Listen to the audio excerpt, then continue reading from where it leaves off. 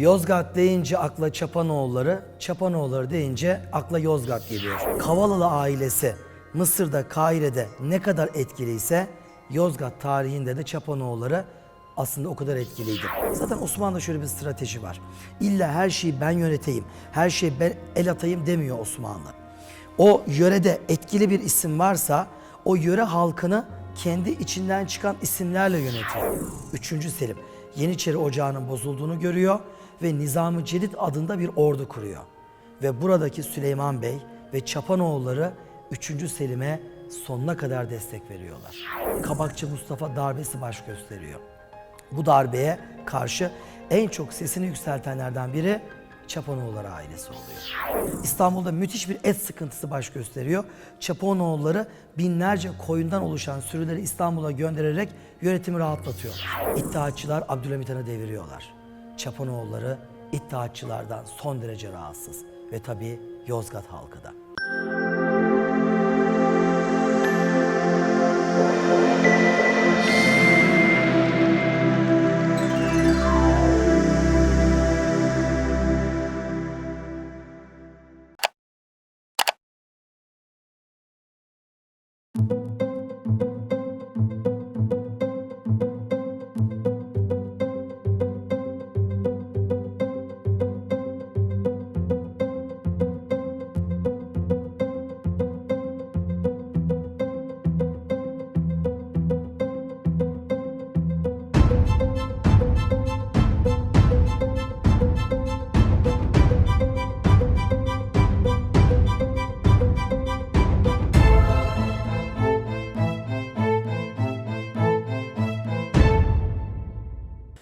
Yozgat deyince akla Çapanoğulları, Çapanoğulları deyince akla Yozgat geliyor. Çok enteresandır. Yozgat'a girdiğiniz zaman, tarihi mekanları incelemek istediğiniz zaman şehrin göbeğinde neredeyse İstanbul'daki Sultanahmet Camii'ni aratmayacak büyüklükte ve gösterişte bir camiyle karşılaşırsınız. Bu Çapanoğlu Camii'dir. Bu caminin şahsında, içindeki zenginliğin şahsında bu ailenin Yozgat tarihinde ne kadar etkili olduğunu rahatlıkla anlayabilirsiniz. Bir kıyas yapmak gerekirse Kavalalı ailesi Mısır'da, Kahire'de ne kadar etkiliyse Yozgat tarihinde de Çapanoğulları aslında o kadar etkiliydi. Haklarında bazı kaynaklarda sıkıntılı cümleler sarf edilmiş olsa da açık konuşalım. Bu aile Osmanlı Devleti'ne ve saltanatına genel hatlarıyla bağlı kalmış bir aileydi. Yozgat aslında Osmanlı Devleti döneminde kurulmuş bir şehir. Önce bunun altını bir çizelim. Hani Anadolu'da bir Selçuklu döneminin büyük şehirleri vardır. O dönemde yaşamın sürdüğü şehirler vardır. Bir de Selçuklu döneminde hiç olmayan Osmanlı ile beraber kurulmuş şehirler vardır. Bir de Cumhuriyet'ten sonra kurulmuş Anadolu şehirlerimiz var. İşte Yozgat Osmanlı döneminde 17. yüzyıla beraber kurulmuş, Bozok adıyla bilinen, sonradan Yozgat dediğimiz bir şehirdir. Ve büyük yatırımlar kurulduktan sonra önce Çapanoğlu ailesi, ardından da Sultan II. Abdülhamit Han döneminde gelmiştir. Bu aile bu bölgeye göç ettirilen Türkmenlerin içinde bulunan güçlü bir ailedir ve bölgenin nizamını, intizamını sağlamalarıyla beraber İstanbul'daki yönetimin güvenini daha çok kazanmışlardır. Burada en etkili oldukları dönem Sultan I. Abdülhamit Han ve Sultan III. Selim'in dönemleridir. Bu cami de zaten o dönemde yapılmış bir camidir.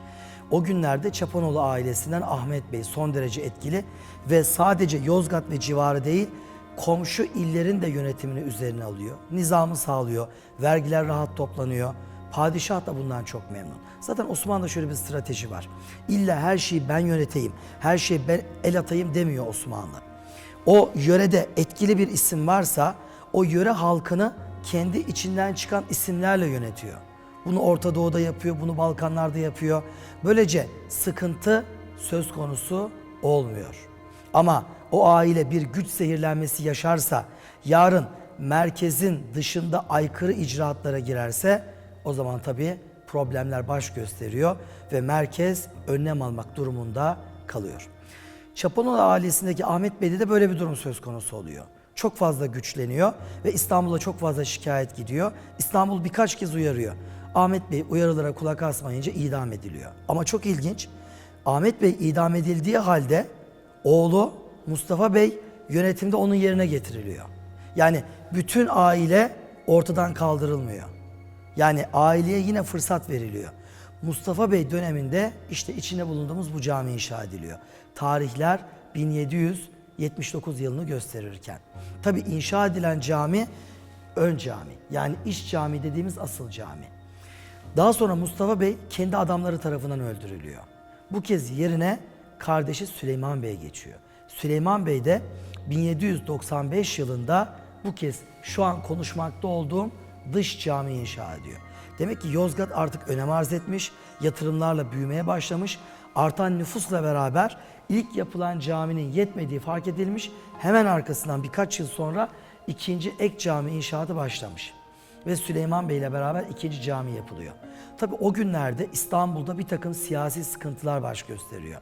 3. Selim Yeniçeri Ocağı'nın bozulduğunu görüyor ve Nizam-ı Celid adında bir ordu kuruyor. Ve buradaki Süleyman Bey ve Çapanoğulları 3. Selim'e sonuna kadar destek veriyorlar. Yeniçeri ayaklanıyor, Nizam-ı Celid'i istemeyiz diyorlar. Bu kez İrad-ı Celid kuruluyor. Ve Süleyman Bey İrad-ı Celid askerlerinin ordusunun Yozgat civarına konuşlanmasını istiyor. Gerekli desteği vereceğiz diyor. Ve 3. Selim'in kurmuş olduğu 2. ordu bir bölümü Yozgat civarına geliyor ve burada yapılanıyor. Sonra Kabakçı Mustafa darbesi baş gösteriyor. Bu darbeye karşı en çok sesini yükseltenlerden biri Çapanoğulları ailesi oluyor. Tabii ardından 3. Selim öldürülüyor. Yerine yeğeni 4. Mustafa getiriliyor darbeciler tarafından. O günler Çapanoğlu ailesi ve Yozgat için karanlık günler. Bir süre sonra Alemdar Mustafa Paşa Topkapı Sarayı'na gelecek. 3. Selim'i kurtaramasa da darbecileri ortadan kaldıracak ve 2. Mahmut iktidar başlayacak. İşte o günler Çapanoğlu ailesi ve Yozgat'ın yeniden nefes aldığı günler, rahatladığı günler. Tabii 2. Mustafa bir senedi ittifak imzalıyor ayanlarla. Anadolu ve Balkanlarda güçlü aileler. İşte o ayanlardan biri de Çapanoğulları. İstanbul'a gidiyorlar ve senedi ittifakta onların da imzası söz konusu. Tabii bu arada 2. Mahmut demir yumruk bir padişah. Güçlü ailelerin varlığının devlete zarar vereceğini gördüğü için bir süre sonra almış olduğu önlemlerle beraber bu aileleri bastırıyor. Çapanoğulları da bu süreçten nasibini alıyor. Ve Osmanlı Devleti'nin çözülme süreci. Patlak veren 1. Dünya Savaşı. Her zaman destekleri var. Mesela 1. Abdülhamit döneminde İstanbul'da müthiş bir et sıkıntısı baş gösteriyor. Çapanoğulları binlerce koyundan oluşan sürüleri İstanbul'a göndererek yönetimi rahatlatıyorlar. Tabii onların bu destekleri onların önünün açılmasını sağlıyor. Ve çok ilginç bir döneme geliyoruz. Kurtuluş Savaşı öncesi 2. Meşrutiyet. Sultan II. Abdülhamit Han tahttan indiriliyor. Abdülhamit Han döneminde altın günlerini yaşayan bir Yozgat var. Yapılan saat kuleleri var. Hemen şu caminin arkasındaki çeşme bile Abdülhamit Han'a ait. Buralara yapılan destek Osmanlı'nın en büyük 9 tane lisesinden biri Yozgat'a açılıyor. Ama İttihatçılar Abdülhamit Han'ı deviriyorlar. Çapanoğulları İttihatçılardan son derece rahatsız ve tabii Yozgat halkı da. Ardından 1. Dünya Savaşı ve Kurtuluş Savaşı günleri. O gün Anadolu'da Kuvayi Milliye hareketleri var. İşte o Kuvayi Milliye hareketleri acaba İttihatçı hareketin bir devamı mı diye Yozgat'ta Çapanoğulları rahatsız. Ve Kuvayi Milliye'nin ilk döneminde rahatsız oluyorlar ve Kuvayi Milliyecilere karşı tepki veriyorlar. İşte bu tepki kurulmakta olan Cumhuriyete sanki Çapanoğulları, sanki Yozgat halkı karşıymış gibi ne yazık ki sıkıntılı ve yanlış bir izlenim meydana getiriyor. Ve Yozgat'ın Cumhuriyet'in ilk dönemindeki o sıkıntılı süreci başlamış oluyor.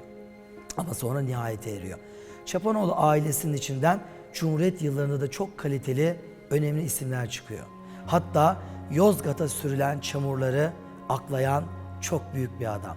Yakın zaman önce aramızdan ayrılan Çapanoğlu ailesinin yüz akı ve bu camiyi de bu aileyi de anlatan ciltlerle kitap yazan, Yozgat tarihini yeniden elden geçiren profesör, sanat tarihçi Hakkı Acun da adını bu ailenin altına altın harflerle yazdıran bir isim oluyor. Yozgat'a muhakkak gelin. Bu camiye uğrayın. Ve bu camiyi gezerken Kavalalılar gibi değil, devletine bağlı, sadık bir ailenin yapmış olduğu en güzel yatırımlardan birini ibretle takip etmeye çalışın.